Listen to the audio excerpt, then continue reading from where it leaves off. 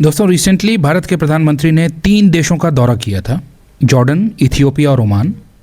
Ethiopia और Oman के बारे में हम ऑलरेडी डिस्कस कर चुके हैं, चैनल पर आपको वीडियो मिल जाएगी। इस वीडियो में हम भारत और जॉर्डन के टाइज की बात करेंगे। ऐसे समय पर जब वेस्ट एशिया रीजन में टेंशन्स बनी हुई हैं, माहौल काफ़ी टर्बुलेंट है, ऐसे समय में भारत की तरफ से जॉर्डन के अंदर फुल फ्लेजेड स्टेट विजिट देखने को मिलती है।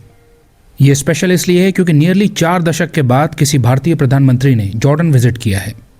भारत और जॉर्डन के डिप्लोमेटिक रिलेशंस को 75 साल पूरे हो चुके हैं। जॉर्डन के साथ टाइज को एलिवेट करने के लिए ये बहुत अच्छी अपॉर्चुनिटी थी जिसे भारत ने ग्रैब किया। जॉर्डन के महत्व को समझने के लिए एक बार आप उसकी यूनिक पोजीशन देखिए।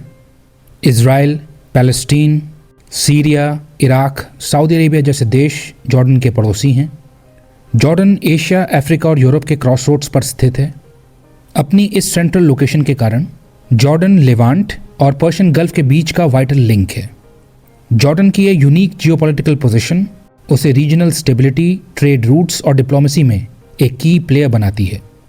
ये एक स्टेबल और मॉडरेट देश है, एक्सट्रीम पोजीशंस अवॉइड करता है। सेक्टेरियन पॉलिटिक्स और प्रॉक्सी वॉर से भरे हुए रीजन में जॉर्डन एक एंकर की तरह एक्ट करता है। ना तो जॉर्डन कोई मिलिट्री सुपर पावर है और न ही ये कोई बहुत ज़्यादा रिसोर्स रिच देश है, लेकिन इसके बावजूद भी जॉर्डन भारत के लिए महत्वपूर्ण इसलिए है क्योंकि ये भारत की वेस्ट एशिया पॉलिसी से अलाइन करता है। भारत की वेस्ट एशिया पॉलिसी में बैलेंसिंग की रोल प्ले करती है। भारत के इजराइल के साथ भी अच्छे संबंध हैं, वहीं गल्फ कंट्रीज़ के साथ भी स्ट्रॉन्ग टाइज हैं। नोट कीजिएगा, भारत इजराइल और ईरान दोनों के साथ एंगेज करता है और रीजनल राइवलरीज के बीच में ट्रैप होने से बचता है। भारत की इस अप्रोच में जॉर्डन बिल्कुल फिट बैठता है। एक कॉम्प्लिकेटेड नेबरहुड में रहने के बावजूद अपने बैलेंस रिलेशंस बनाने की एबिलिटी के चलते जॉर्डन रिलेटिवली स्टेबल है। जॉर्डन उन कुछ गिनी चुनी अरब देशों में से एक है जिन्होंने इजराइल के साथ पीस ट्रीटी साइन कर रखी है। जॉर्डन के यूएस और वेस्ट के साथ स्ट्रॉन्ग टाइज हैं। एट द सेम टाइम वो ईरान और लेबनान जैसे देशों के साथ भी अपने रिलेशंस को नेविगेट कर लेता है। कॉन्फ्लिक्ट्स में अक्सर मीडिएटर का रोल प्ले करता है। जॉर्डन ने सीरिया और पैलेस्टीन जैसे देशों से हज़ारों रेफ्यूजीज़ को पनाह दी है। तो कुल मिलाकर हम कह सकते हैं कि जॉर्डन एक वॉलेटाइल रीजन में स्टेबलाइजिंग फोर्स की तरह एक्ट करता है। ऐसे में हाई लेवल विजिट के जरिए भारत जॉर्डन को ये मैसेज सेंड करना चाह रहा है कि भारत जॉर्डन के लिए एक रिलायबल पार्टनर साबित हो सकता है। अपनी विजिट के दौरान पीएम मोदी ने जॉर्डन की राजधानी अमान में किंग अब्दुल्ला II के साथ हाई लेवल डिस्कशंस किए। Economy, defence, security, energy, technology, culture जैसे तमाम एरियाज डिस्कस किए गए। हम जानते हैं कि स्ट्रॉन्ग ट्रेड टाइज 2 देशों के बीच की पार्टनरशिप का फाउंडेशन होते हैं। इसलिए जहां तक ट्रेड और इकोनॉमिक्स की बात आती है, भारत और जॉर्डन ने काफ़ी एम्बिशियस टारगेट सेट किया है। दोनों देश अगले 5 सालों में अपने बायलैटरल ट्रेड को डबल करके $5 बिलियन तक ले जाना चाहते हैं। फिलहाल भारत और जॉर्डन के बीच में 2.3 से लेकर $2.8 बिलियन का ट्रेड होता है। अगले 5 वर्षों में दोनों देश इसे डबल करना चाहते हैं। भारत को जॉर्डन से फर्टिलाइजर्स के 2 क्रिटिकल कंपोनेंट्स मिलते हैं, फॉस्फेट्स और पोटैश। ये भारत के एग्रीकल्चर सेक्टर के लिए महत्वपूर्ण है, हमारी फार्म प्रोडक्टिविटी के लिए महत्वपूर्ण है। ट्रेड के बियॉन्ड दोनों देश रिन्यूएबल एनर्जी सेक्टर में भी काम करना चाहते हैं, क्लीन एनर्जी सॉल्यूशंस में कोलैबोरेट करना चाहते हैं, वाटर मैनेजमेंट के एरिया में भी साथ मिलकर काम करना चाहते हैं। जॉर्डन, जैसा कि हम जानते हैं, पानी की कमी से सफ़र कर रहा है।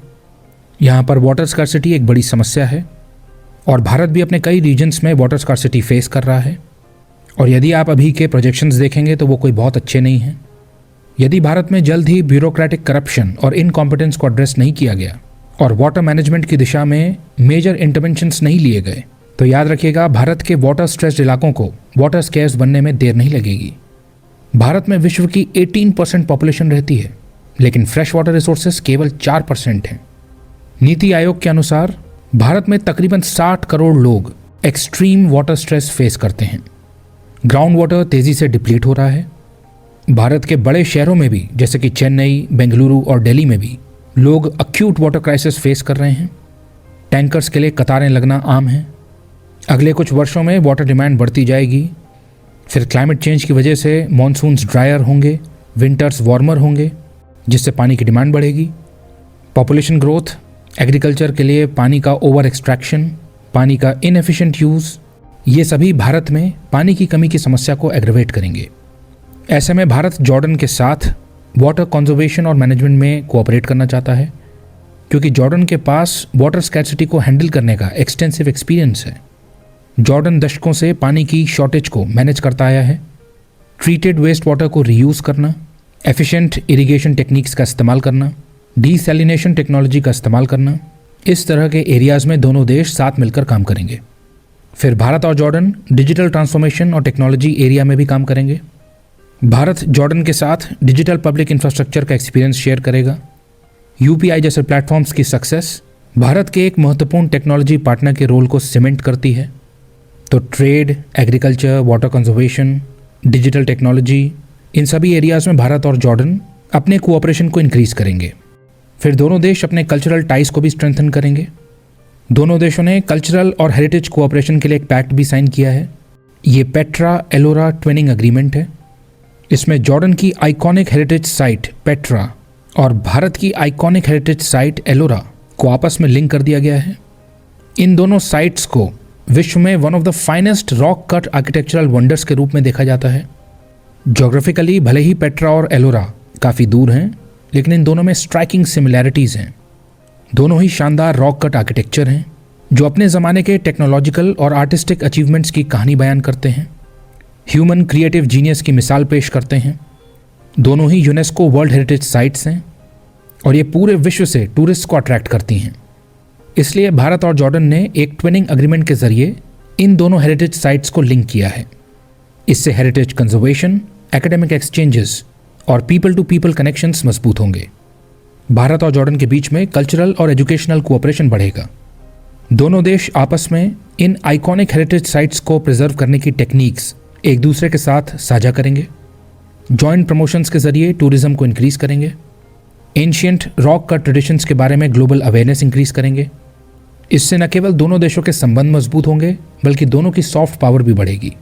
फिर पीएम मोदी के विजिट में भारत और जॉर्डन के बीच में सिक्योरिटी कोऑपरेशन पर भी चर्चा हुई।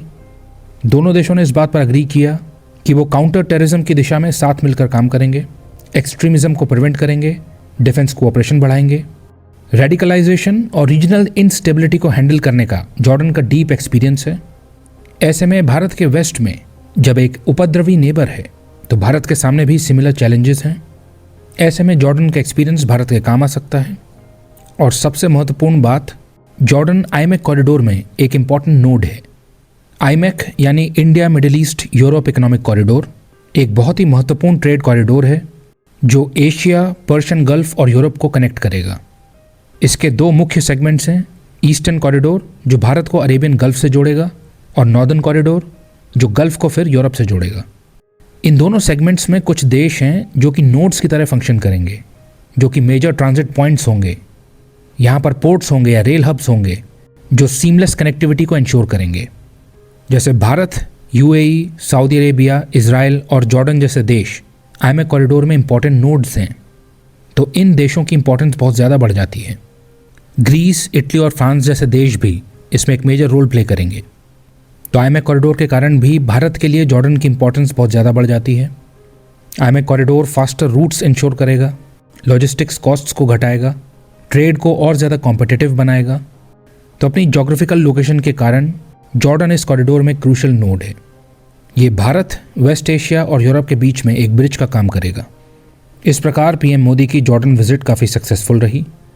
5 महत्वपूर्ण एमओयू साइन किए गए, renewable energy cooperation, water resource management, cultural exchange programme, Petra Ellora heritage twinning और डिजिटल पब्लिक इंफ्रास्ट्रक्चर कोलैबोरेशन में। पीएम मोदी के 8 पॉइंट विजन की भी काफ़ी चर्चा हुई। इसमें trade and economy, fertilisers and agriculture, IT and digital tech, health care, infrastructure, critical and strategic minerals, civil nuclear energy और पीपल टू पीपल टाइज जैसे महत्वपूर्ण सेक्टर्स कवर्ड हैं। तो अपनी स्ट्रेटेजिक डिप्लोमेटिक मूव के जरिए भारत जॉर्डन के साथ अपने टाइज को एलिवेट करेगा। भारत को जॉर्डन के मार्केट्स की एक्सेस मिलेगी, बिजनेस अपॉर्चुनिटीज़ क्रिएट होंगी, ट्रेड बढ़ेगा, इकोनॉमिक ग्रोथ होगी। जॉर्डन भारत के लिए यूरोप और वेस्ट एशिया के गेटवे की तरह एक्ट करेगा। जॉर्डन के साथ सिक्योरिटी कोऑपरेशन बढ़ाकर भारत टेररिज्म और एक्सट्रीमिज्म जैसी मेनेस से फाइट कर पाएगा। तो इस विजिट से भारत ने एक clear foreign policy message send किया है कि भारत अब अपनी ऑयल रिलेशनशिप्स के बियॉन्ड जाना चाहता है, कॉम्प्रिहेंसिव पार्टनरशिप्स बिल्ड करना चाहता है कनेक्टिविटी कॉरिडोर्स में इन्वेस्ट करना चाहता है और ग्लोबल पावर सेंटर्स को बैलेंस करना चाहता है। अपने टाइज को और ज़्यादा देशों के साथ मीनिंगफुली एक्सपैंड करना चाहता है। इस प्रकार भारत अनेक देशों के साथ अपना एंगेजमेंट बढ़ा रहा है, अपनी पार्टनरशिप को डाइवर्सिफाई कर रहा है और एक स्टेडी डिप्लोमेसी के ज़रिए अपने नेशनल इंटरेस्ट को मीट करने की दिशा में आगे बढ़ रहा है।